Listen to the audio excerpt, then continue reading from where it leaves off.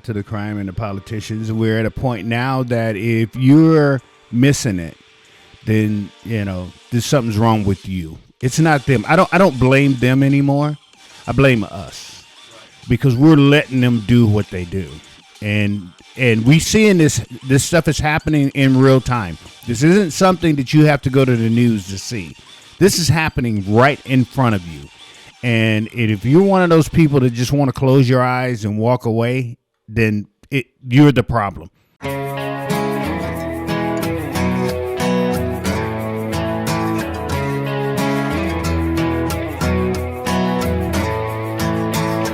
on the road again, half drunk with a lit cigarette. I don't know when I'll be back in this town. At least that's what I tell her. Baby, I'm just saying, maybe I just think too much. I'm leaving in the AM, baby, are you staying? I know that you drank too much. And this is what she said to me. I'm just your ordinary fuck. There's nothing special about me. I still bump like more night when I get drunk. I'm just telling you, I'm not playing you. I just wanna be the real me around you.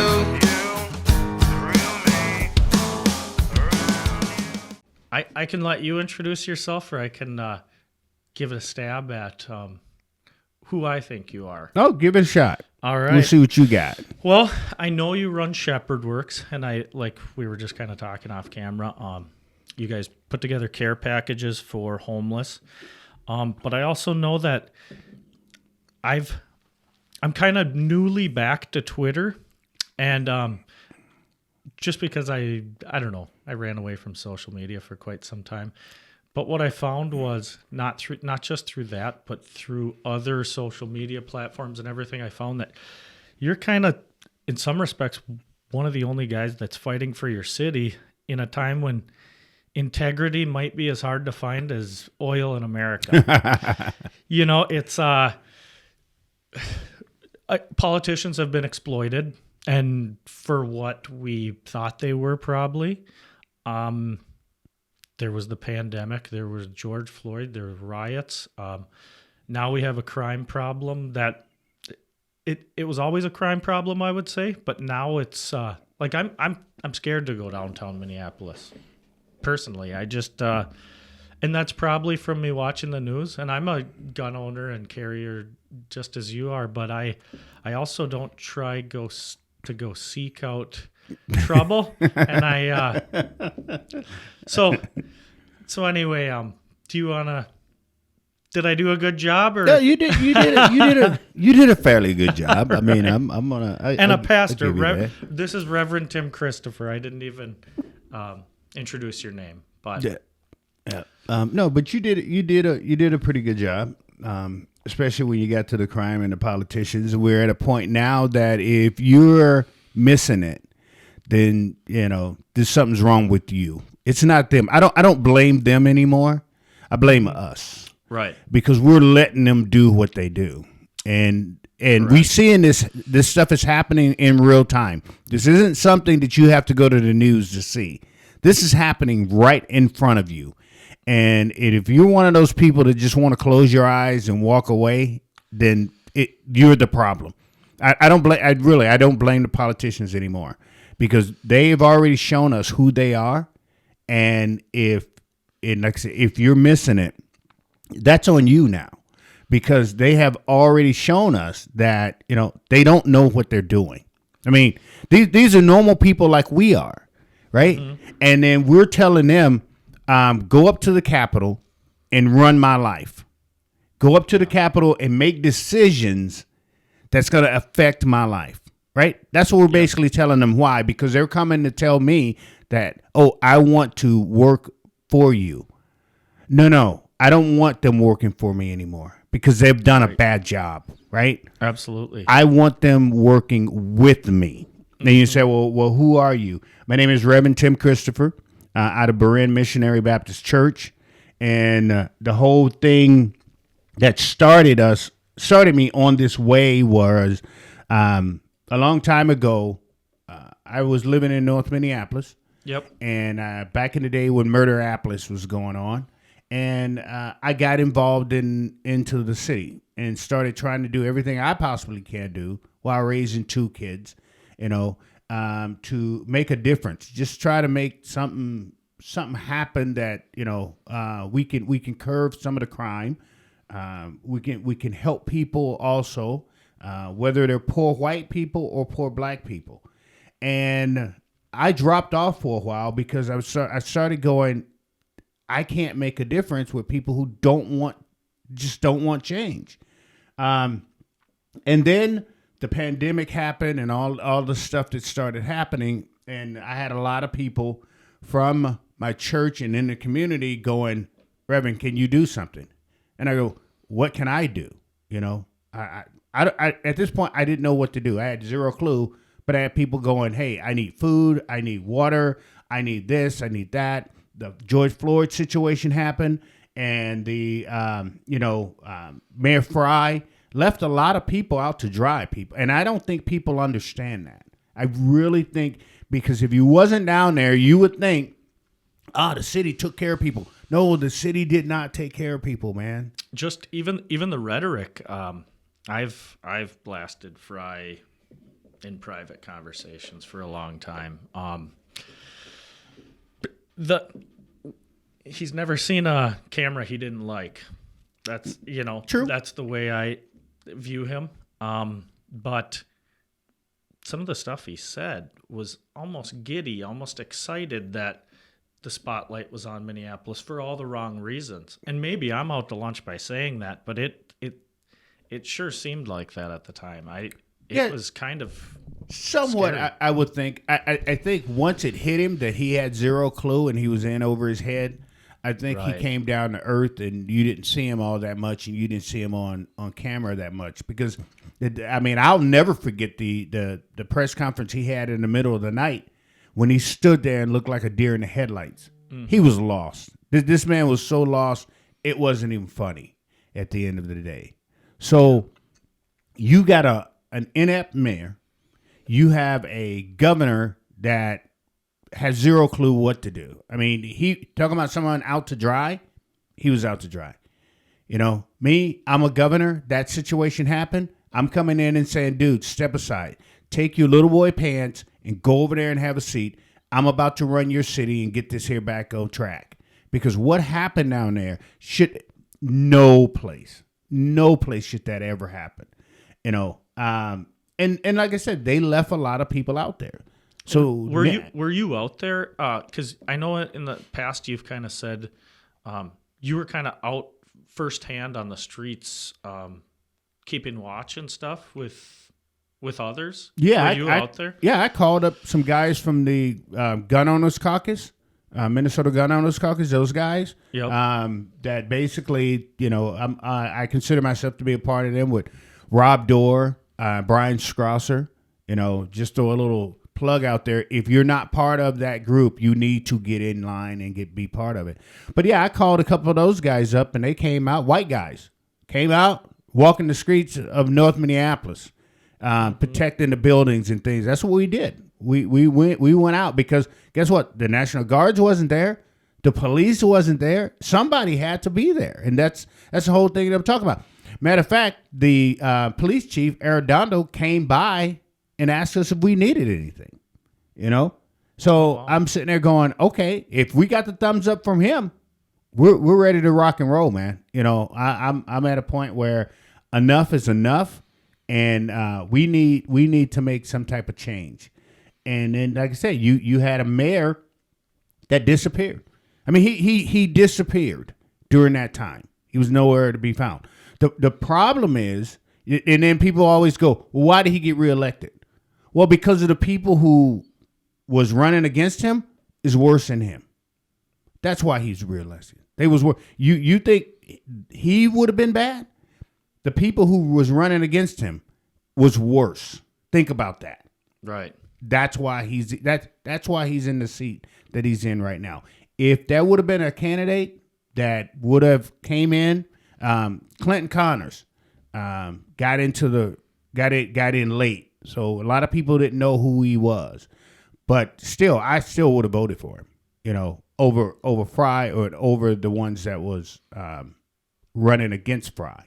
So that's why Fry is in the position that he's in, at the end of the day. My thought was he should have packed up his family and went back to Virginia and stayed there, and whatever he was doing before he got here, before they brought him here to put him in this position, that's basically what he should have been doing. Yep.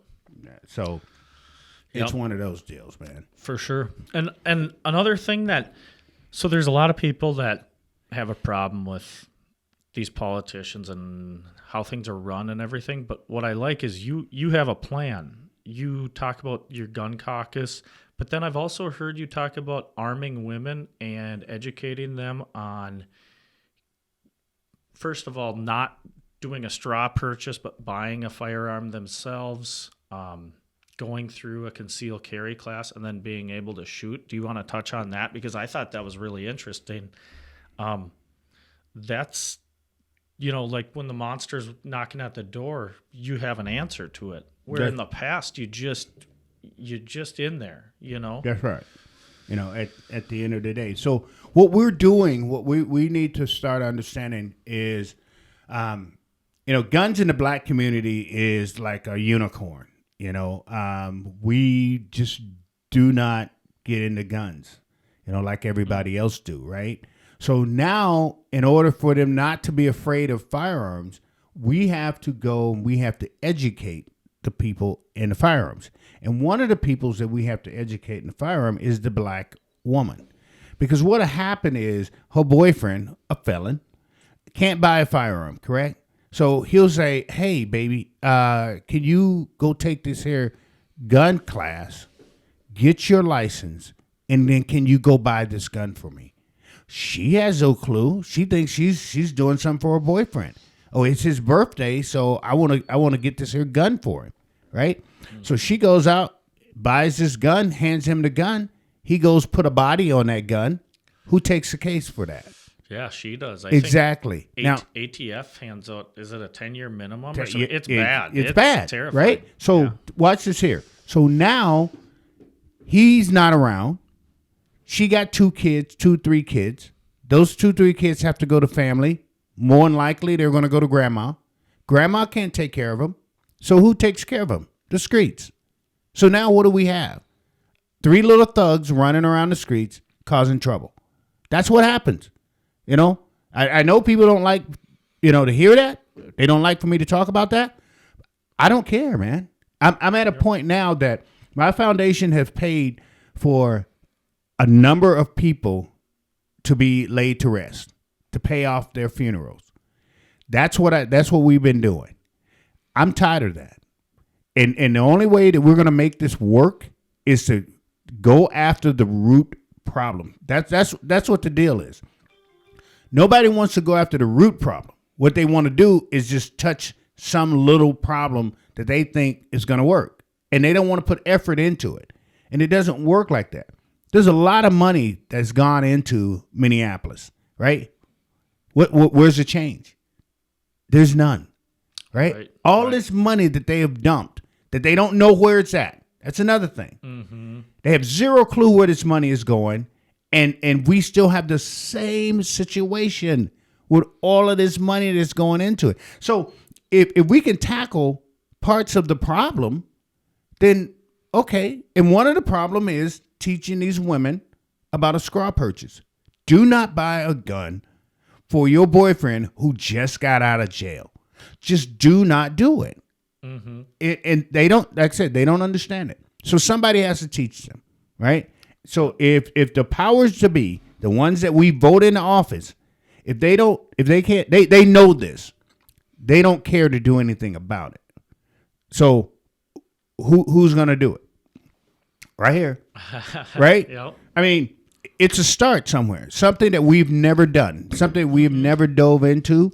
Well, now this is where this. So even if we get 3 or 4 women, right, in the class, we can teach them. They can go out and they can teach somebody else. They can go out and teach. So that's what this is about. This isn't about just if you come to class. Well, you come to class, I want you to go and get a friend. I want you to go talk to a friend. I want you to explain this to a friend. You know what I mean? It's just getting the word out there. And that will, I believe, that will make a difference in these guns being out here. Because it's not just the people coming in from the north, south, east, and west.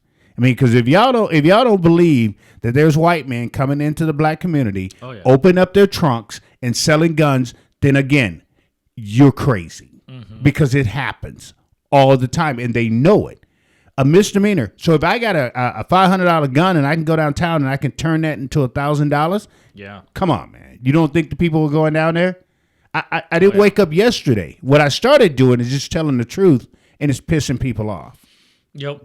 So. Yep. Yeah, and I think it's revolutionary. Honestly, I just never. It sounds simple to look in hindsight and go, yeah, of course the women should be armed, but nobody's ever thought about it. I've never heard anybody say that but you, and I think that could sweep the nation because it's gonna how many domestics and how many murders. I mean, you can open your phone right now and find a boyfriend that beat or stabbed or shot his girlfriend to death just within this state, probably in the last week, day. You know, it's just how many of them does that save? We'll never know, but right now we know zero.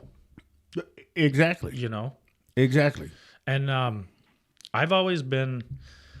So, I mean, obviously I own guns, and you see the animals on the wall and stuff. Yeah. And we raise pigs in the summer just for us, just for butchering and whatever. And my mother-in-law one time joked, because I was like, yeah, you know, I handed my father-in-law the gun, and I was like, I'm not, you know. And she's like, you shoot pheasants and whatever all the time. And I go, and then she just finished my sentence. She goes, what, you don't really like shooting farm animals? And I go, no. They're different, right? It's a deer is right. You know, a deer runs off. It's not staring you in the face, you know. But so I think there's a lot of people that don't respect the power and kind of the finality of a gun. People run around and just spray bullets and think life's a video game. And I guess I've never seen it firsthand on a human being, but they're so powerful, and they're final. You pull the trigger, you can't pull that bullet back. And I just don't think the kids running around in the city shooting the guns up sometimes realize how precious life is and how final it can be. And you see how many little girls and boys get shot that the bullet wasn't even meant for. Went through a house, went through whatever, jumping on the trampoline. It's terrifying. And I'm not really even, I'm only looking at this from a news source because I'm too scared to go back to Minneapolis until the police are kind of back in force and backed by political systems. And however we can find peace, I think everyone's for that. Or at least better. In your opinion, when were the streets the best in Minneapolis in your lifetime or living up here? When I first got here in 1990, my wife is from Minneapolis. I mean, from Minnesota. Matter of fact, she's from Rockford. Oh. She went to Rockford Middle School, and her dad lived right there on Main Street, right across the street from the park. From Lions Park. Yeah. I don't know if you remember Lenny Walker, the sheriff. He lived right across the street from the sheriff and right across the street from Lions Park down there when I first got here. And you know those blue apartments that's up there behind the bar? Oh, like yeah. You go down 55. Yes. I lived there for a year and a half. Okay. When I first got here. So I would go downtown to play basketball. You know, I would go downtown to rollerblade when I was running around. And so the beginning of the 89 is started 89, 90. You can still go downtown. You can still enjoy yourself. You can still go to North Minneapolis. You can still go down on Lake Street and have a good time. Because I would rollerblade around the lake, and I'd just rollerblade down Lake Street. Catch a bus, catch the back of a bus, and just cruise. And I had no problem. It was zero problem. And then people started moving here from Indiana, from Chicago. That's when things start turning. When you start seeing the influx of people who are coming from Gary, who are coming from, like I said, south side of Chicago and all that there. That's when it started getting bad. That's when you got to the point where you're like, I know I was down there last week. I'm not going down there anymore. I'm not doing the things that I used to do. Then it got to the point where I was like, yeah, I've got to get myself something, because I'm not going to be caught out there and somebody's got running around with a firearm, waving it in people's face, and I'm sitting there going, wow, I should have got one of those. Then I started thinking, I've got every right to have a firearm. I do. I mean, I didn't come into owning a firearm thinking that, knowing everything. I mean, I did a lot of research before I even bought a firearm, before I even, went out and purchased one. I talked to a lot of people. I dealt with a lot of people who dealt with firearms for a long time. I've got a friend of mine. His name's Stuart. I call him my gun guru. I don't buy a gun until I talk to Stuart, even now, because he's got like every gun that you can think of, right? Mm-hmm. I'm like, well, I'm going to go buy this here. He goes, well, wait a second. Let's go shoot. So we'll go out and we'll go shoot. And I go, oh, man, I'm glad I didn't buy it because it didn't feel right in my hand, and I would have took it back or something like that. But you brought up something that we're about to delve into also. When you said you got these 13, 14, 15-year-olds who don't understand the power of firearms. Mm-hmm. Awesome. That's going to be our next thing. The next thing that we're going to be pushing for is trying to get some type of gun safety class, maybe in the schools. If not in the schools, then we'll get a resource center where we can start teaching these kids that when you get this in your hand, this is what it feels like when you pull the trigger. A lot of kids, the only time they know what it feels like when that trigger is pulled is when they're shooting somebody in the chest. Like you said, then it's too late. So what do? We educate these kids on what they're dealing with, what they have. Because right now, you got some older punk walks up to him and go, here, go shoot this person.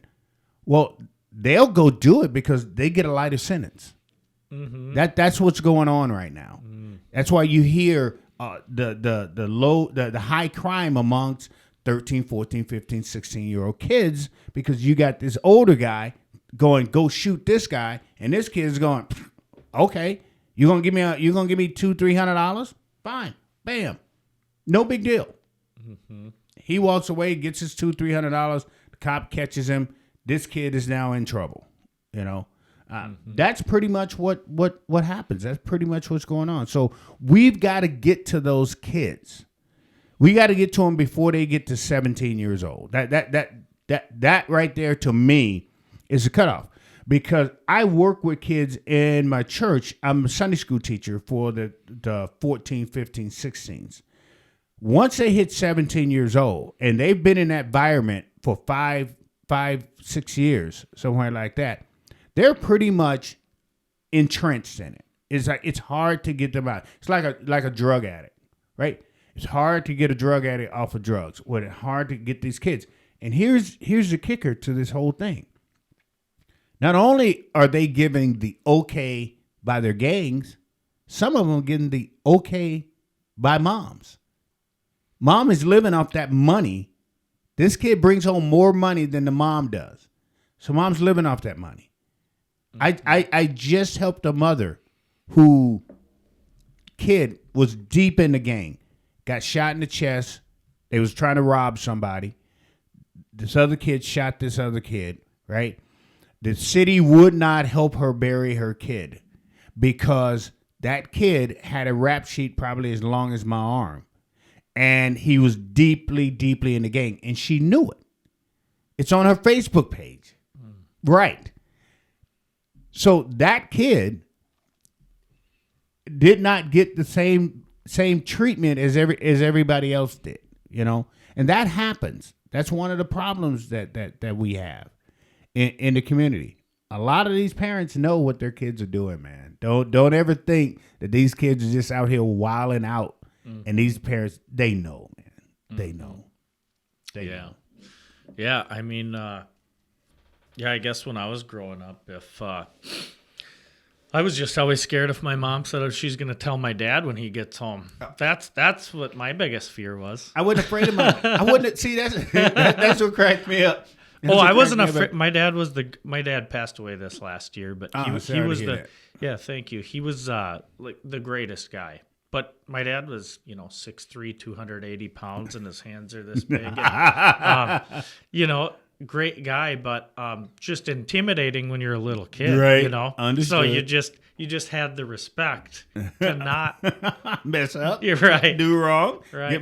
My dad's a drill sergeant. I'm a military brat. And everybody. That's what everybody always come on. Oh man, your dad this, your dad that, and I'm like, nah, it wasn't my dad. My mom has never said, you wait till your dad, or I'm going to tell your dad. My mom is from Memphis, Tennessee. She's from down south. I had a down south mother that whatever she had in her hand, at the time you was acting up, you were going to get to know what it was. No ifs, ands, or buts. Because when my dad go out in overseas, or if he was away on deployment for 6 months, my mom had to take care of the house. And my mom ruled her house. No ifs, ands, or buts. So it was never dad. Mm-hmm. Mom took care of problem right then and there. My dad would come home and go, you got in trouble, didn't you? And be like, he goes, yeah, okay. You just sit there and do what your mom say. But nah. It was, my mom is like my mom? Probably about 5'6", 5'7", and that's about it. But when she spoke, you did what she said do, and you get it done, and everything will be all right. We don't have Irma Jeans anymore. That's what I tell people. We don't have someone like my mom anymore. I mean, these girls that are having these babies now are what, a couple of years older than their kid. Mm-hmm. Some of them go out partying with their kid now. Their kid turned 21. They're in the same club as their kid. Right. You understand what I'm saying? So how are you going to respect that? How are you and then how are you going to respect someone that as you're growing up is not giving you that type of attention, because now they want to go out and be in the clubs and grandma is raising you. You don't have no respect for that. I respect my mom because my mom raised me. And my mom, you did what she said. And that's no ifs, ands, or buts. So but these days, it doesn't work that way. I'm peeling off $200-$300 out of my kid's pocket to pay rent. Yeah. You understand what I'm saying? It just doesn't work that. And that's what a lot of people don't understand. They don't get it. When they say, okay, the black community this, the black community that, there's a lot of things in the black community that could be cleaned up, that could turn things around. The problem is we always pointing the finger saying it's something else. No, it's not something else. No, it's us to start with. You had places like Tulsa, Oklahoma, right? Yep. That build an awesome community. Mm-hmm. Very successful. Right? Rosewood, Florida. Look at Louisiana. Wilmington, North Carolina. You got all those places. Look, at the bottom of this whole thing, black people are true conservative people. Only thing we want to do is get out of the way and let us do it. Right? Mm-hmm. Don't hold us down. Just let us do us. And then everything else will be okay. But then you got these white politicians that come in and go, oh, you're doing it wrong. Right? Teacher strike. Right. Let's take that for an example. Yes. So you got this white woman, right? Greta Callahan, I believe. There we go. So you got her that want to come into the Minneapolis school district, which is probably the worst district ever, right? Because I lived there, and I drove my kids all the way to Hopkins every day because I did not want to put them in the Minneapolis school district. Would not do it. My kids deserved a good education, right? So we would drive them to Hopkins. But you got this lady telling them, well, we need to strike. Well, okay, if you strike, you get the money, right? You get the smaller class sizes. What makes us what make me to believe that you're going to do what's right and teach these kids, and these kids are going to come out here with a good education? I don't think that's going to happen. Yeah. I'm all for school vouchers. Give these parents the opportunity to let their kids go to a different school. You know, half of them need to get out of North Minneapolis anyway. That's my mindset. Because if you stay in the concrete jungle, you're going to believe the concrete jungle, and you're going to live the concrete jungle, and that's all you know. Let them go out to a Hopkins. Let them go out to a Fridley. Let them go out to a Maple Grove to see, wow, is this how kids really live? That you don't live like I do?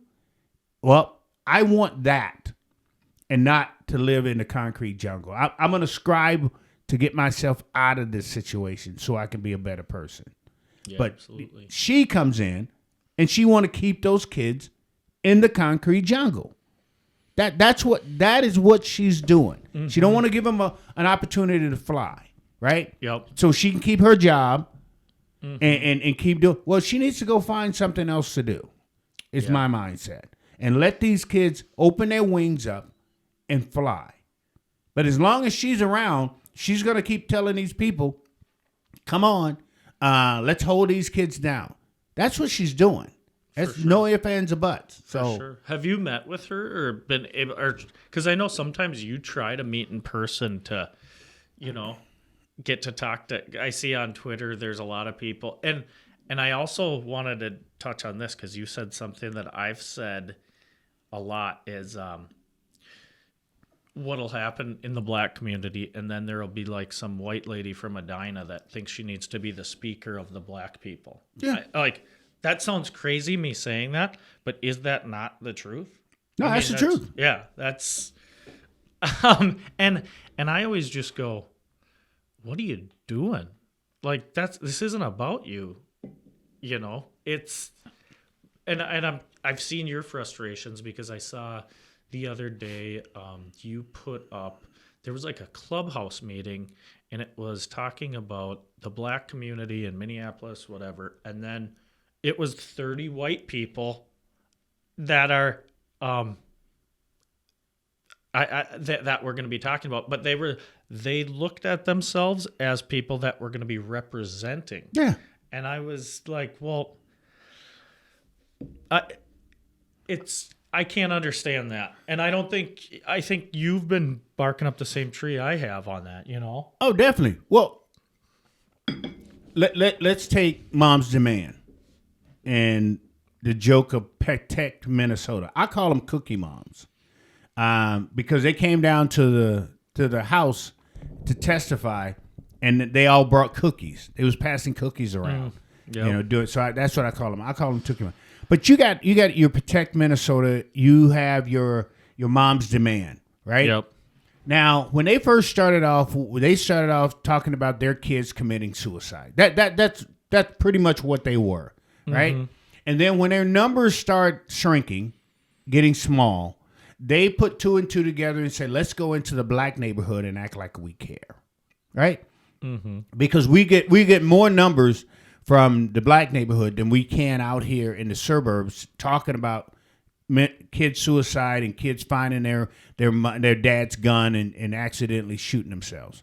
So now they come into the black community talking about, we care about you, you're important to us, and we're going to be with you. They only show up at the high profile cases. You know what I mean? Like they wasn't down there when a couple other kids was shot and killed. The high school kid that was shot and killed. Oh, they're going to be there because that's a high profile case, right? And they come in and they try to tell black people what to do about guns and to hate guns and you don't need guns. And, they teach them those buzzwords, gun violence. There's no gun violence. There's not been one time that I've opened my safe and my guns came out violent. Mm-hmm. Not once. Mm-hmm. I don't remember that. If I brought my gun, I pulled my gun off and laid it on this table, my gun is not going to be shooting you and I. Right? Right. So... Now they come in with those buzzwords, call it gun violence. Because gun violence, well, you know what they get? A lot of money. Mm-hmm. See, and a lot of people, and that's what cracked me up about a lot of white people. A lot of white people running around crying about Black Lives Matter, getting all this money. Yep. Well, they don't say nothing, not one word about Protect Minnesota. They don't say one word about Mom's Demand. They get a lot of money. Oh, yeah. Off that word, gun violence. They get a lot of money. Oh, yeah. Right? Mm-hmm. And which is a lie. It's not gun violence. It's a human problem is what it is. Nothing to do with guns. Oh, yeah. Right?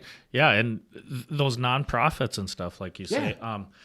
There were reports that there was a BLM, one of the top was buying houses in Malibu and different real estate across the country. And it's a lot of people, I don't think, realized that is a nonprofit and that there are tiers of levels of people being paid fairly good money off of a rhetoric that needs to continue to happen for them to be getting paid. Yeah, they came in and racked out. Yeah. They got a lot. They walked out of here with that George Floyd situation. They walked out here with bags of money.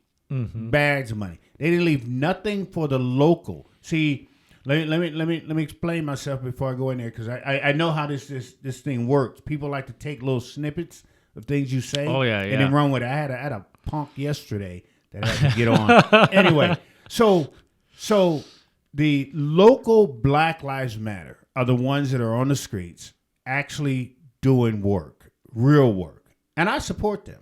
Mm-hmm. You know, I support Chantel Allen. I support Todd.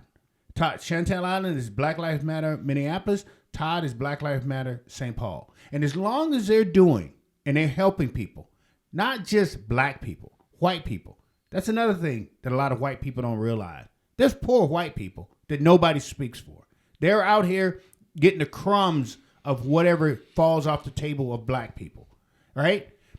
But when they're out here doing what their job and feeding people, putting shoes on people, doing that type of stuff, I'm going to support them.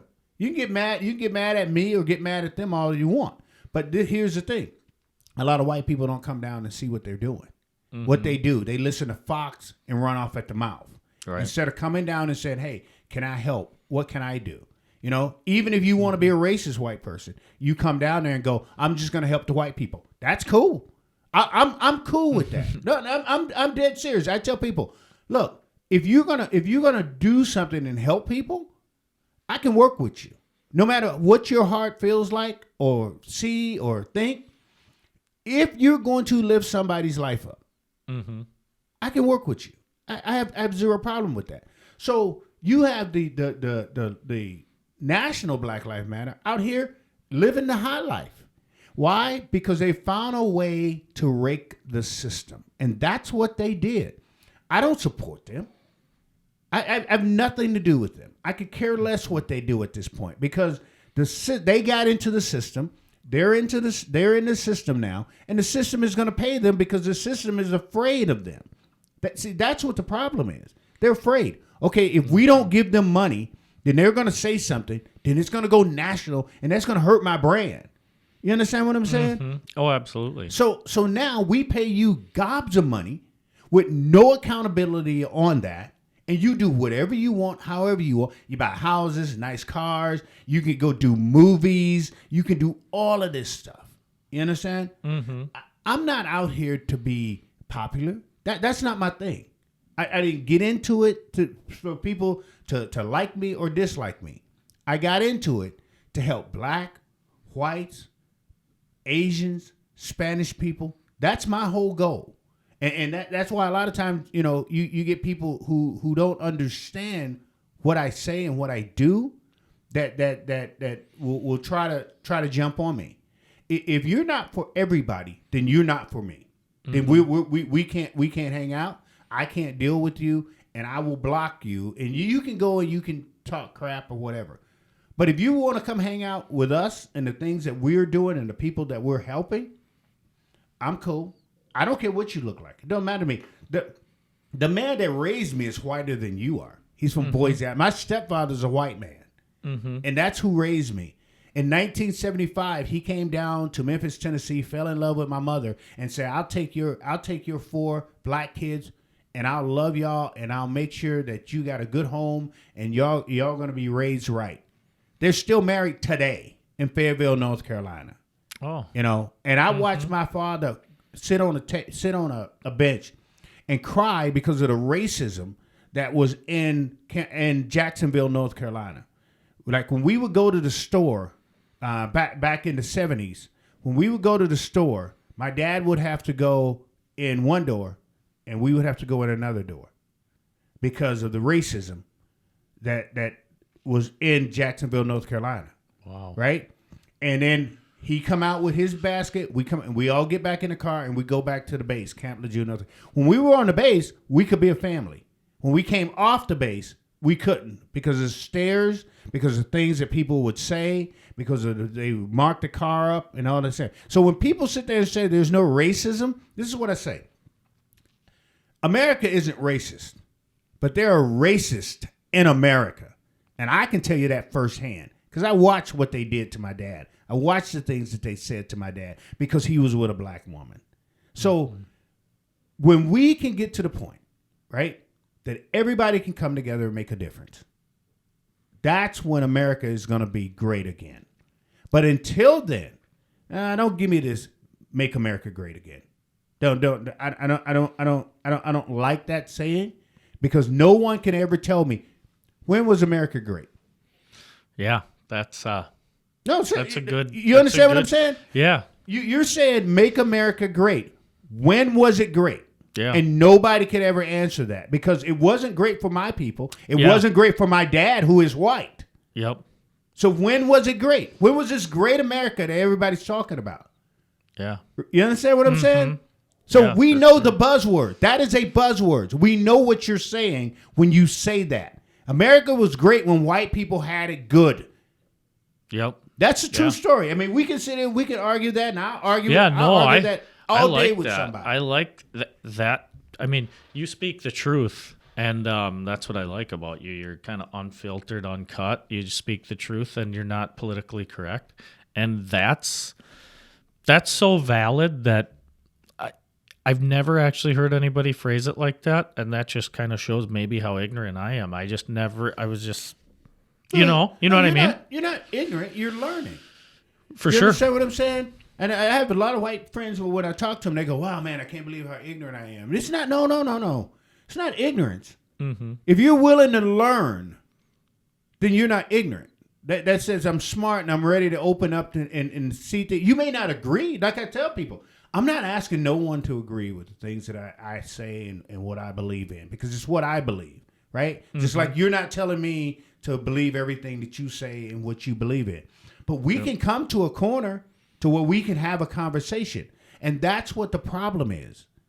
White America don't want to have that conversation because they sit there and go, well, they're gonna call me racist for the things that I say. Well, they're gonna call you racist anyway. You understand what I'm saying? Right. So it's better for you to learn than just to walk around and go, la la la la la la la. My head is in the sand. I'm not hearing it. I'm not this and I'm not that. Right. So that's why when people go mega and all this here type of stuff, I say I got somebody to talk. I want you to talk to. My dad. He's a white guy. So you tell him when America was all that great. Because I can tell you what, he went through hell to love a black woman. He went through hell. You understand what I'm saying? Mm-hmm. So that's why I tell people, tell me when it was great. Make me understand that. If you can make me understand when it was as great as you guys are saying, I may agree with you. Yeah. But I can tell you this here, the first time I ever heard the word, I'm black, so I can say this. Mm-hmm. No, I'm just joking. The first time I ever heard the word nigger was when a white kid got off the merry-go-round at E.E. Jeter Middle School in Shelby County, Tennessee. That's where I went. We were all on the merry-go-round. The merry-go-round stops. This white kid says, all the niggers get off the merry-go-round and push. I didn't even know what he was talking about because it was never said in my home. Mm-hmm. I had zero clue. All the black kids started getting off the merry-go-round. And then when I went home, I talked to my mom about it, and she explained it to me. I was like, wow. Okay. All right. That's how I learned about the word. Wow. Yeah. You understand what I'm saying? Mm-hmm. So we've got to get to the point where we go, those people, black people, I don't want to take what you have. I want the opportunity to have a boat, right? Mm-hmm. To have a four-wheeler, to have all the nice little toys that we saw people running around with when they was having these Trump caravans and all this here type of stuff. Would I like a truck, a 150? I would. I can't afford that. Mm-hmm. You know what I mean? I'm not saying that's your fault at all, but I'm just saying those are things in life that'd be nice for everybody to have. I don't want what you have. Mm-hmm. I want the opportunity to have those things. Yeah. You understand what I'm saying? For sure. So at the end of the day, that's what we're saying. Yep. Give me the opportunity. Give me the same opportunities you have. And we can't sit here and say that the opportunities that are out there now that you guys have, you can't sit there and go, oh, yeah, I busted my butt and I worked my butt. Yeah, you did. I'll give you all of that. But come on now. This isn't a free country. Right. It really, really isn't. Because I can tell you, there are white people down there in North Minneapolis that I deal. My foundation just took care of 4 white families for Christmas. We bought everything. We bought toys for the kids. We bought coats and clothes for mom and dad, and we even gave them their Christmas food, the whole Christmas meal. We gave it to them, and no one speaks for them. Mm-hmm. I will. That's exactly what they said. No one comes down here. No one talks to us. They don't know what we need. They don't know what we want. When we go in and try to get benefits, we have to wait a lot longer than a lot of other people do to get these benefits. And I go, wow. I guess I never saw that. Mm-hmm. So when you say there's racism, and you got white people who has to get in the back of the line to get the same benefits that everybody else do. Well, isn't that being racist too? Are we not being racist to white people? Yeah. Right. So it's not just one-sided here. I'm not a one-sided person. I see racism all the way around. So when I talk about racism, I'm not just talking about racism towards black people, but I've seen it racism towards poor white people too. Mm-hmm. It happens, man. Yeah, I mean, they're kind of disenfranchised. They're somewhat overlooked in some respects. Mm-hmm.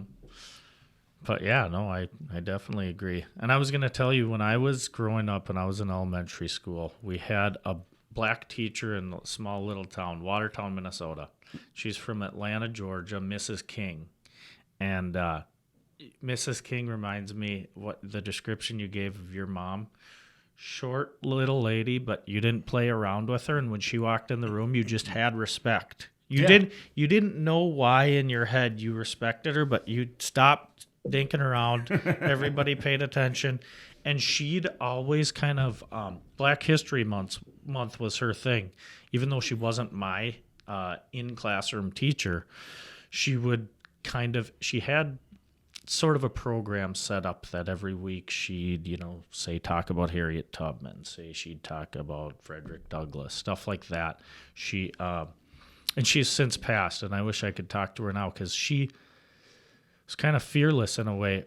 Moved her family, her and her husband here and their boys, and all white people. And honest to God, I'd never heard anybody say anything, but I've never heard anybody say the N-word. I'd never heard anybody say anything bad about them. And probably because she was just such a big polarizing figure in our town. And she ran the Historical Society. The Historical Society it showed when Native Americans and then basically white people. There was no black people represented, but she ran it. And I just remember her one time saying, just history's history. This is what happened. This is just the truth. It's like, she was like, I wasn't a part of something up here, but she was always interested in it. And she's probably more brave than me, Yeah. Imagine the roles reverse. I move into North Minneapolis and I go teach in the schools. I just don't know You know what I mean? But she White came guy. she came into the neighborhood and she didn't try to take over. Right. See, there's a lot of white liberals that come in the neighborhood and feel they have to take over. Yes. Right? You can come in a neighborhood and you can blend and you can help. You can be a part, like you said, the society. You can do stuff like that and not try to throw your weight around, not feel like you know everything. That's what the problem is with some of these here white liberals. When they come into the community, they've got to take over. They got to be honcho number one. And you sit there and go, dude, just chill. Just come in the neighborhood, be cool like you said she was. Right. And then everything will be okay at the end of the day. And you were saying that you had they taught Native American, they taught white history, but there was no black history. Yeah, as far as not teaching in school, that was just like the history of like the town in Carver County. Sure. There were just no black people at that time. It was just natives were there and white settlers moved in and farming communities.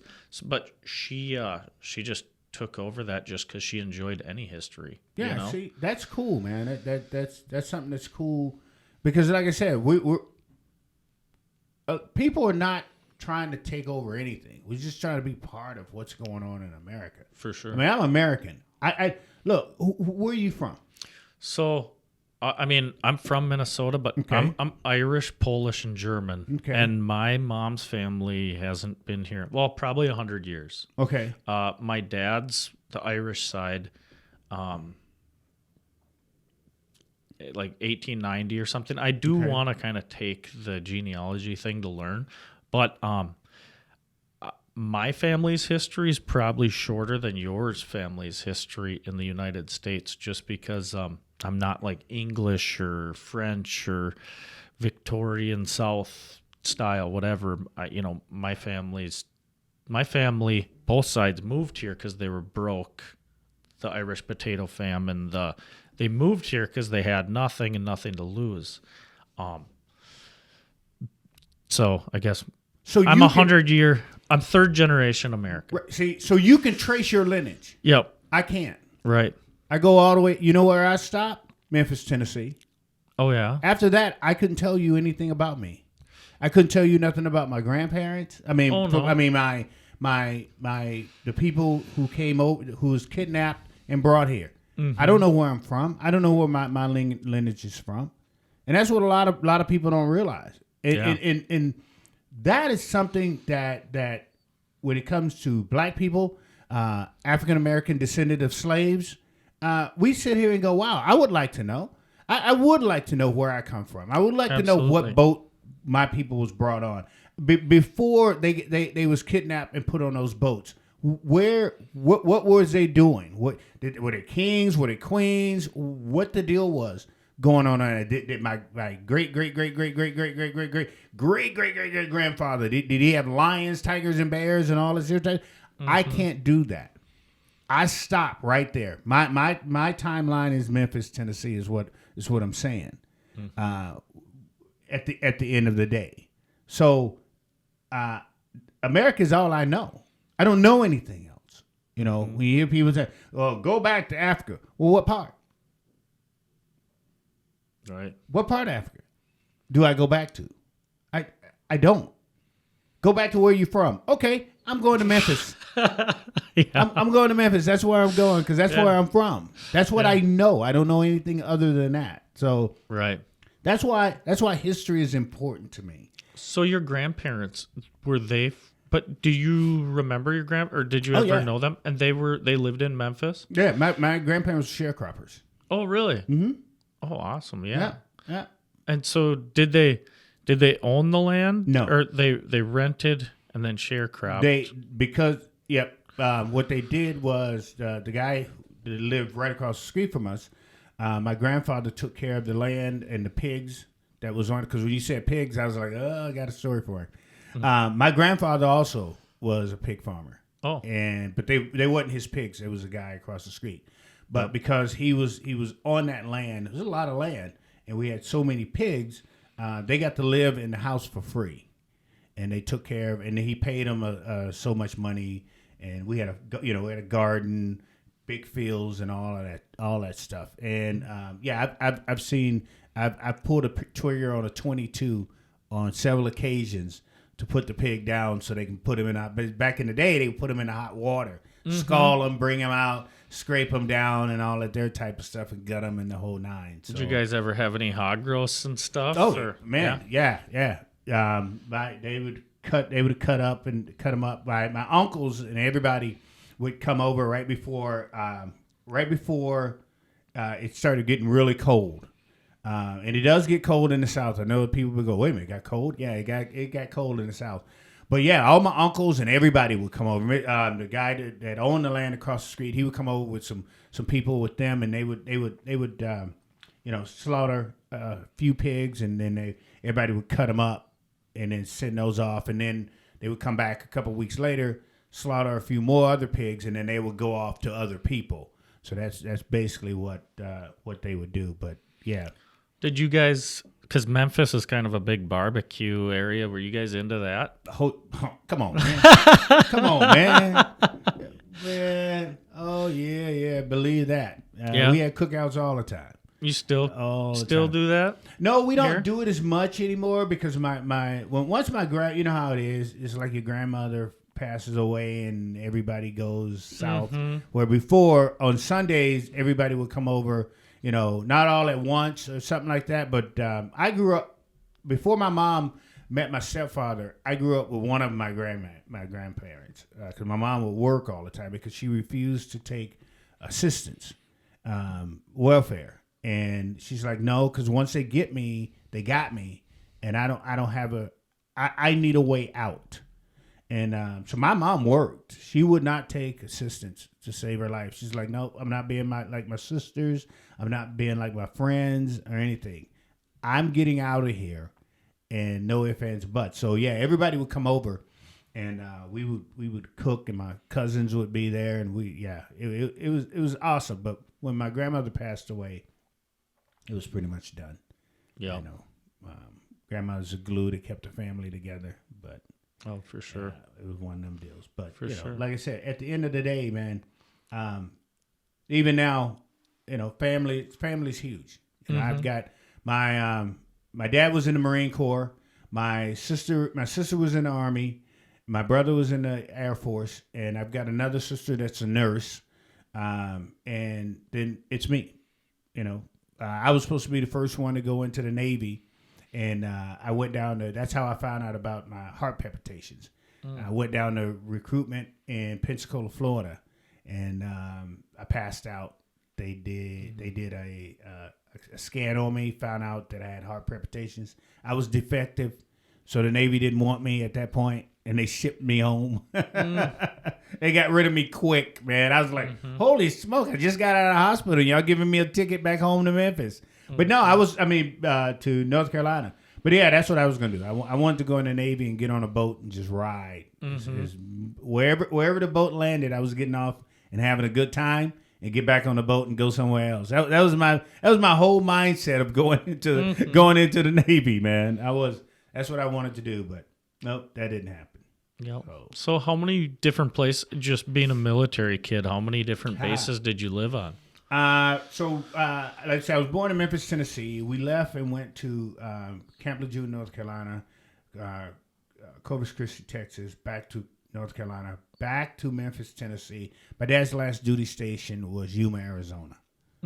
So we bounced around, and it was awesome.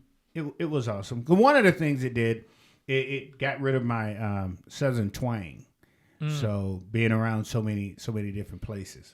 So, yeah, it got rid of that, and so. What's it like growing up on a base? Is like awesome. Yeah, just flat out awesome. It's the best. It saved my life. My dad actually saved my life because if it wasn't for him, I would probably be in prison with my cousins, on drugs or selling drugs, one or the other. I mean that's basically where I've got one cousin that was shot and killed. Then I got another cousin that the feds took out. I've got another cousin that's been in and out of prison all his life since he was 20. He's been in and out of prison. There's never been a time that he's spent more than 2 years out free. He's just institutionalized. He really is. I got another cousin that's down and out. Yeah, I mean, my father saved my life. And, you go and you live on a military base where you can get on what they call, it's like a cattle car, but a bus. You can get on a bus, and this is back in the days when you didn't have child molesters, when you didn't have people was taking kids, kidnapping kids, killing kids. Well, we can get on the bus, and all the kids go to the beach for the whole day. I mean, you got a black guy that can actually surf, But that's what we would do. We would just go to the beach and hang out all day, man. And then you get back on the, mom and dad give you, $5 that can get you, feed you back in those days, feed you throughout the day. You get back on the bus and you come home, and hang out with everybody in the neighborhood. And that's another thing. Being a military brat, you have to make friends fast. And it doesn't matter who they are. Right? Where out here in the real world, you can go, well, I don't want to be that person's friend because, blah, blah, blah, this. No, in the military, you just got to make friends because you could be up and gone that quick. So you got to be able to read people really, really quick, And that's why I always tell people, I can read you pretty good. You know what I mean? You sit there and I talk to people, and you got to be able to do that, especially being out in the streets. But yeah, I would suggest people, you want good kids, go in the military because the kids are going to get a good education. They're going to make friends with a lot of people, so there's going to be no prejudice going on there. You know what I mean? And they'll be safe. It's to me, it's that simple. Yeah, absolutely. Yeah. So I guess we can sort of wrap it up, but I was just going to say to you, on Twitter, I've been seeing a lot of people they come after you, but I don't even know why. And I don't even think they know why. Because what I like is you have a plan for things. You don't just go, well, these politicians, whatever, but you go, here's the steps I think we should take. And I think there's a lot of confused people out there that they want to complain. They want to, throw their hat in the ring of complaints, but they never want to come up with a plan. And that's what all these people are coming after you for, but they're not actually addressing your plan. They go, what do you think? You're just going to stop everything? Everything's going to work out? And they don't really subscribe to the, okay, there's steps along the way that have to be followed before we get to an end goal. And there's never going to be zero crime. There's never going to be zero violence, but to tolerable levels. And that's kind of what I really respect about you. You're almost a guy they wouldn't put on the news because you're too truthful. Would you agree with that, or am I out to lunch? No. Because I think the news is too... They know their affiliations and what they're trying to do. And they don't want somebody to say, well, no, that's not it.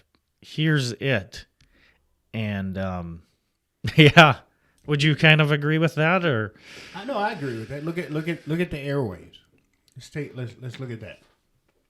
The airwaves are set up to where there's really no black radio hosts. Mm-hmm. You got one. I think Henry Lake. Oh yeah. I'm trying to think who else. No one really. Yeah. So the whole narrative is white, and so in order to keep your ratings, you have to push whatever narrative the people want to hear out there, right? Mm-hmm. And to be honest with you, people don't want truth. What I'm saying is they really don't want the truth. They want to hear what they want to hear. Because one of the things, just like you said, how people come at me. If you notice, a lot of people always say, I like what you say. I come here because this is the type of content I like to hear. Mm-hmm. But it's always some rhetoric about Democrats. They don't ever come in and say, you know what? Wow, that program I heard you starting to help black women and to help try to keep some of the guns off the street. I like that. That's not what they want to hear. They want to hear the garbage. They want to hear red meat garbage is what they want to do. They want to make sure that everybody know that the Democrats are dogs. They want to make sure that they know that the Republicans are dirt. That's the type of society that we're in. Mm-hmm. But I can sit here and I can talk about how I want to bring the white poor people to the forefront. You don't hear a word, right? I can sit here and talk about how I want to help a black mother bring it. You don't hear a word. But you know when everybody jumps on my page, if I put down the Republicans or if I put down the Democrats, that's when the people jump on the page and just love the things that I say about that. Yep. I go, wow. And you listen to the airwaves, right? I go on people. I'll give you a perfect example. I'll say their name. Justice and Drew, right? I'm not a round table person. I'm an out front person. But you know how they can control what I say so it doesn't hurt their narrative? They put me on a round table. Oh. You understand me? Yeah. Those are the things that I'm talking about, Yep. right? Is they can control, they have to control their narrative. They got to make sure that no one's on there telling the truth, and it's just their narrative that they want to put out there. You understand? Yep. Where everybody else, like, how I got started. You know what I mean? And had Joe Shushere Oh yeah. invited me on his show. I mean, the whole thing You've been blew on up. there quite a few times, Yeah, right? Yep. Garage They call- Logic. Yep. They called me up and Reavers let me, run off at the mouth a little bit. But that's how this whole thing pretty much what started at the Capitol, and then I got on the Shushere show with Joe and Chris and all them guys, Rookie, and that's when everything just blew up. It just went. I mean, once I got on that show, this thing went nuts, and I was like, "What the heck is going on?" Seriously, I had zero clue what was going on, and then that video went viral, and then everybody was like, "Yeah, I got to hear this guy," but I knew I was going to have people who wasn't going to like me being as truthful as I am. I mean, I got people in the black community that hate me because I tell the truth, and I don't lie. Right. That's why I always say, prove me wrong. Anything that I've ever said, prove me wrong. If you can prove me wrong, I'm a type person that I'll go. And I've had to do that on my Twitter. I had a couple of people go, well, Rev, that's not right. And I go deep into it and check, and then I'll come back and say, hey, you're right. And I'm not going to put something out there unless I fact checked it. And I really, because I know there's somebody out there that's waiting for me to screw up. That's the whole thing. That's all they want. They want to make sure that I can screw up. So what they do is they go find something, and they try to add to it, and then they try to say this. I literally had somebody yesterday put out in the atmosphere that I threatened to shoot them, and I'm not kidding when I say that. I'm sitting there going, Did they clip things and just try to make? No, they just said nothing. There was nothing. Oh. There was no proof. There's nothing. And then they say, well, he must have deleted it. I don't delete anything. Even when I make mistakes, you go on my page, you see mistakes or words because I talk into my phone, and I just hit send. I don't reread anything. I don't. I say it, bloop. I hit send. Whatever's out there is out there. And people always about, well, you misspelled this. I don't care. I don't. If I'm worried about, if I said "and" or how I spell "and," if I really was really worried about that, I would go correct it. Send, done. You're gonna figure it out. Period. And if you want to know, just ask me. But yeah, I had some dude yesterday said that I threatened to shoot them as a target. I've never said that to anybody. But they ran with it, and they ran with it all day on yesterday. That actually had people going, Rev, did you threaten this person? Are you serious? I got a troll that just puts whatever out there, and it ran. It got legs, and other people ran with it, and all this here type of stuff. Yeah, and for some reason, he's the only guy that could find that. Right. If there's only one person on a huge platform that can find it, that's... Right. So that's why I sit there and go, oh my God, I can't. It just shocked me that some of the people who have followed me for so long actually came back and asked me if I threatened to shoot someone as a target. What in the world are you talking about? Are you serious? But that's what these people do. You know. Oh, yeah. That's like you say. You've seen how people come at me. But you know what? It's cool, though. You know what I mean? I've said, fine. Because like I keep telling people, I've practiced for people like that. See, I'm not for play. A lot of people look at this reverend and they get it mixed up. I've always been a street preacher. And even though I'm in a church and I preach every other Sunday, I would rather be out on the streets dealing with people and helping people than being in a church. Because I'm going to be totally honest with you. There are some hypocrites that's in church. Yeah. Oh, yeah. And that's exactly what I tell people. Dude, I've been behind closed doors with preachers, with pastors, with clergy, with priests and things. And the same person that's out there talking to the congregation isn't the same person that's back in that room. And that's what people don't understand. Mm-hmm. The only difference with me is the same person that's back in that room is the same person that's going to be out in front. Mm-hmm. That's the difference. I'm not going to be a hypocrite, and I'm not going to be phony. And a lot of people sit there and go, "Oh, I'm disappointed in you, Rev." Well, get in line. There's a ticket. There's a ticket machine over there. Take a number, and then we can deal with it that way. Mm-hmm. But I just cannot sit here and give you a bunch of talk, right? And then go back in this room, and I'm smoking and I'm drinking and I'm cursing. Mm-hmm. I look at that and I go, wow, I see why the church is going down. Because you guys are so phony. It is not even funny. But I don't say anything. I let people believe what they want to believe.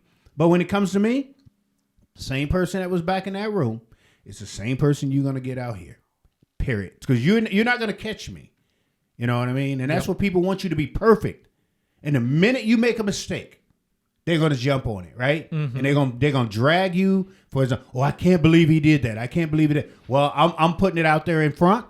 So you can start saying that now. I can't believe Reb did that. No, believe it because you saw it. Mm-hmm. Period. So yeah, and I like what you said that you're a street preacher because that's the people that need to hear some of the stuff you're saying might not be the people who are daily, worshipers at the church. I mean, likely aren't. That's right. So yeah.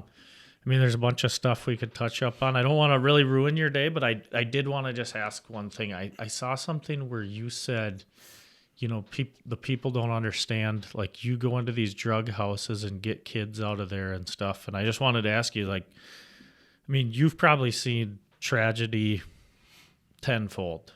Do you deal with that on a weekly basis or a monthly or within the church, or how do you get involved with where things of that nature? Phone calls. Yeah. Phone call. My phone, like I said. I've been here for an hour, man. And that you understand what I'm saying? Yeah, I've been here for an hour and this thing is just going nuts. Absolutely. That's how I do things. Mm-hmm. I just get people call word of mouth. People call me up. Hey, like the young lady you was talking about. That was a church situation. I had a lady in the church call me up and say, I can't find my daughter, but I got an idea where she's at. And I'm afraid to go down there. Mm-hmm. Well, okay. I got God on my side, and something's been done wrong, then I'm going to go see what I can do. So I went to the house, knocked on the door. They opened the door. I said, hey, do you see blah, blah, blah, blah? And they said, yeah, she's over there. I went over there, went to get her. Dude's like, hey, what are you doing, dude? I said, she's coming with me. And like I said, there's people in there had pretty big guns. Mm-hmm. So they had a choice. They're gonna shoot me, right? Or they're gonna give me her and let her go, right? And lucky enough, there was 2 kids in there, and I call them kids because that's what they were, who knew who I was. And say, yo, man, he's cool. He's not like that. I wasn't going to tell anybody what a house is. I wasn't going to go rat him out to the police. Only thing I wanted was her. That's it. And then whatever y'all doing, keep her doing it. But she's coming with me. And I got her and we walked out. She struggled. We fought all the way out the door. But at the end of the day, and then everybody, the other kids in there, the other people in there who didn't know me now, who didn't know me then, knew me after that.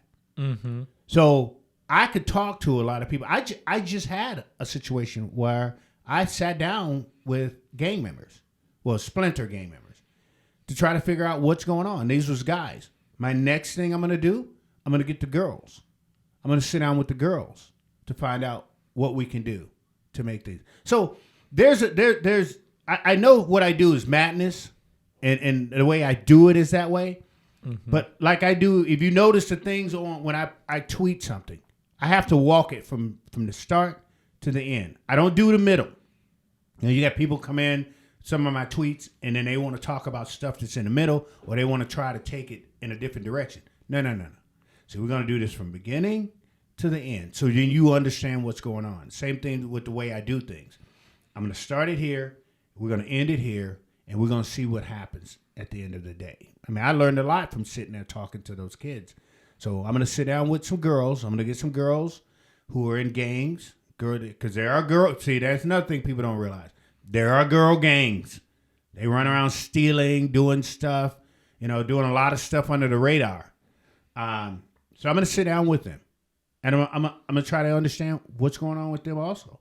So I take that information, store it, and whatever I do to help the community, help the streets, that'd be awesome. You don't have politicians that's going to come down and talk to people like that, Right. And I do talk to. I mean, I just finished talking to the majority leader for the Republican, Jeremy Miller. I'm going to sit down and talk with Ryan Winkler. Matter of fact, yesterday I just finished talking to Paul Kazelka. You know what I mean? Mm-hmm. I talked to all of them. I talked to Michelle Benson. I even talked to Scott Jensen. Mm-hmm. There's no one. Mark Coran. We had a conversation just a couple of days ago. There's no one that I don't talk to. Mm-hmm. I'm not party affiliated. I vote for anybody. Mm-hmm. You understand what I'm saying? Absolutely. So, but these people are in a position that they can help me do the things that I need to do. So we're going to have a conversation, even if I have to bug you. But they're at a point now, which is pretty cool, that if I call them, they answer the phone and we have a conversation. I'm not asking them for anything big. I'm saying, listen, this is what I know. Can you help me out with this here? Or can we get this here done? Can this get done? You understand what I'm saying? Yep. Ryan Winkler is the only Democrat that'll deal with me, right? Because I'm asking them to do things different, their job, and they don't want to do that. So today I'm going to try to call Bobby Champion again. He's over there in the 5th district. It's his district. That's the worst district in Minneapolis, right? And see if he want to have a conversation today. I've got the other black man, Cedric Frazier. I can't get him to call me. You see what I'm saying? My own people, I can't deal with. And then people get mad at me when I go over and talk to the Republicans, and that's what I tell them. Then go tell my people to come deal with me, because if they don't want to deal with me, I'm going over here. Mm-hmm. I'm an equal opportunist, dude. Mm-hmm. You understand what I'm saying? Yep. I don't sit here and go, well, I'm gonna keep knocking on your door, and you don't want to open it while all this stuff is going on, and these people want to open their door. No, I'm gonna go talk to them, right? Mm-hmm. And if you don't want to get on the train, that's fine, but I'm gonna call you out. Better believe that. Oh, for sure. Right? Yeah. So I saw the other day on Twitter some woman. I think you kind of started the rhetoric, but she said, "Do you want to meet for tea or something sometime?" And you're like, "Time and place," Dude, I'm always sitting in front of somebody, just like you. But thank you very much. Yeah, I got to say that. Thank you very much for giving me the opportunity to come out and hang out Yeah, with no, you. my pleasure. Right. I mean, honor. I appreciate you, man. Open doors like this.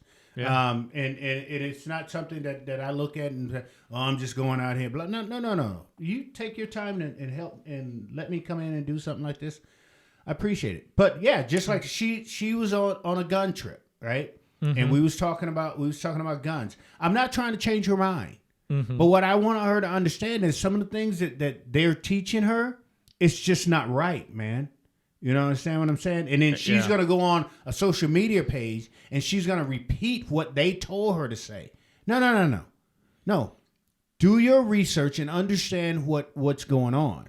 So her and I was going back and forth. We was going to meet a couple Thursdays ago. We just couldn't get it down. Mm-hmm. So I'm going to sit down with her. I might have a talk with her and let her know. I mean, I've met with Bob Keikos. Bob Keikos, the president of Everytown. I've sat down with him. The only people that don't want to meet with me is Moms Demand and Protect Minnesota, because I know what they're doing. You understand what I'm saying? Yep. I know they're phony. I know that. There's no ifs, ands, or buts, and I say that. So we got to stay away from. Yep. You see what I'm saying? For sure. So how about have you ever extended an invite to Jacob Fry to sit down with you? I've met with Jacob. Oh, you have? I was in the backyard. Awesome. I was in the backyard with Jacob. Oh, really? Yeah. At one of his little meeting. Don, I don't know if you know who Don Samuelson is. He's pretty big. I do. Big. Isn't he running against somebody for something? I don't even know what. Not Attorney General. Oh yeah. Yep. I was in his backyard. Okay. With him and Jacob Fry. Yep. And I'm the one. There's a reason why Jacob changed some of the stuff in his speech that he gave about public safety. Oh yeah. Yeah. I matter of fact, I had the speech that he had. I have a rough draft of that speech. Oh, really? The thing about Jacob is he don't want to listen. Jacob think he knows everything. He don't know nothing, right? You can't bring a white man in from Virginia to run a black city. Yeah. See that's the liberal Democrat right there, right? Only people that can run black people with white people. That's the problem they have right there with him. Now, if he sat down and listened to people, that man could be a good mayor. The problem is he don't want to listen. Yeah. He don't want to. No. He want to listen to people who's going to tell him he's right. Yeah. He don't want to listen to me because I there's a lot of things that Jacob Fry has done and is going to do is not right, and I'm going to tell him that. Right.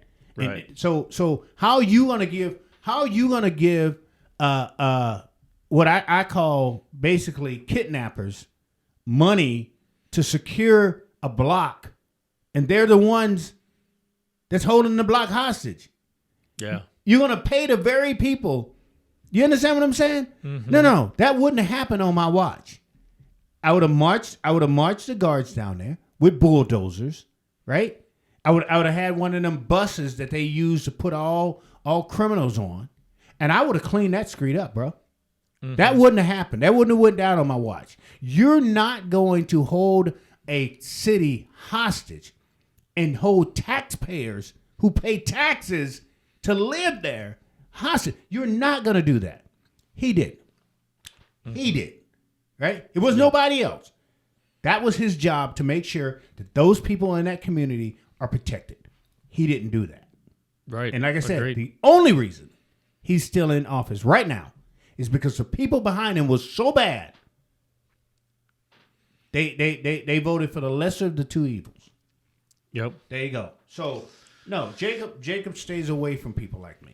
Yep. Because I don't have a problem in telling Jacob that he's wrong. Mm-hmm. I have zero problem in doing that. Yep. You know? Absolutely. Yeah, I saw. So that report came out that said the missteps. But the crazy thing is when I saw that come out, I was like, we don't even need a report. I mean, we saw it, like I don't even know.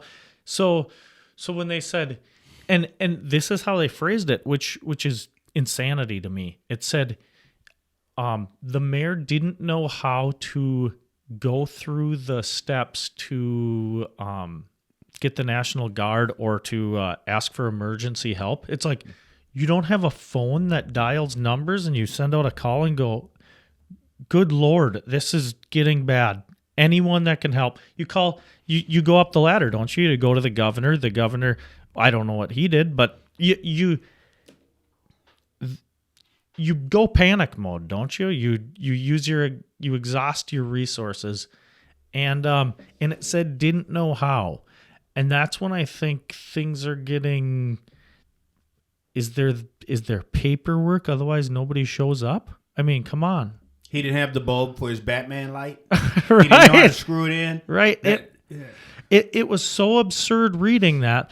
Even the people who did the investigation, it almost seems it seems strange, but hopefully they just get accountability. I'm not asking for the guy's job. I'm not a cancel culture person who's after somebody, but it's just we don't really have much accountability for wrongdoings and negligence. We just don't have it, and you don't see it on the national level. You don't see it locally. People are almost just kind of bulletproof on some things with their jobs. But I don't have to take up any more time. But I really appreciate you coming, and I thought this was a good time and really fun. And no, I appreciate. And you maybe having someday me. we'll do it again. Yeah. So. Just let me know. Like I said, I can definitely come in and hang out with you. But as far as that report, real quick, as far as that report goes, everybody should be fired. Yeah, everybody. Hey, everybody should be. The police chief failed the community. The mayor failed the community. The governor failed the community. And what was really bad about that report, I wish they would have put in the aftermath. What really happened to, elderly people who couldn't get around. And see, that's what people don't understand. And that's the thing that I hate about the riot and looting. You got these little young punks out here, going in the stores, tearing stuff up. Then you got your elderly people who ride their scooters right there on Broadway and Lindale to go into that Walgreens to get their meds. Now they can't. They got to go all the way to Robbinsdale. How do they get to Robbinsdale? They don't. So they go weeks without their meds because they got to wait for family members or whoever to get them down there. That's the reality of when these thugs go in and loot and rob and steal and burn. Is you got elderly people, you got single moms, you got people like that who go through hell in order to try to get them to. Single mom got to get on a bus now, go all the way up to Robbinsdale, 20-minute ride with 2 kids, and then come back with bags full of groceries trying to push a stroller. Those are the type of people that people don't think about when they go in and do this type of stuff. Those are the people that I talk about. And I sit there and say, that bus that I'm talking about, that they should have had, and start throwing these here criminals on that bus and putting them in jail for a second, make their life hell. You don't do nothing to them. They get to run around, do whatever they want, and then everybody else's life goes downhill. They hurt a lot of people, man. And that's what Fry, that's what Walls, the police chief, the city council, that's what they don't understand. They didn't see the people I saw, both black and white. They did not see those people. They didn't see the mom that walked up to us and say, "Hey, do you have oatmeal? My kid, I can't get all the way to Robbinsdale. Do you have oatmeal anywhere on this here table?" I told that mom, "Hold on." I drove all the way to Robbinsdale, got her two boxes of oatmeal for her kids, and gave it to them. They don't see stuff like that, and that's what pisses me off. That's what makes me mad, and that's what makes me come after these politicians who could have easily, done something different to help these people. They didn't do that. So anyway, I can go on. I can go on all day about that. I hear you. I appreciate you, man. I appreciate you letting me come over and hang out with you. Absolutely. This was awesome. And like I said, hey, anytime you wanna chop it up, let me know. Yeah, we'll put something together. We'll do for sure. And do you want to let people know where they can find you, social media wise? They can go on Twitter. I'm usually on Twitter. My Facebook is basically for my family. I don't do too much over there, but they can go to Twitter. At Rev T Christopher, and check me out. They can also go and check our website out, which is shepherdsworksmn.org.